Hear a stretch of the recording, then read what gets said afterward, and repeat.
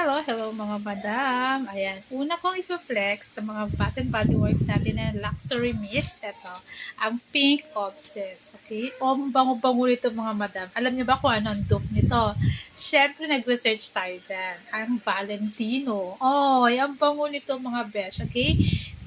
Ang fragrance notes nito ay blushing jasmine, cashmere praline, and vanilla bourbon. So, sa mga mahilig sa vanilla set na hindi matapang, na hindi nakakahilo sa amoy. Eto na kayo. Pink Obsess mga besh. As in.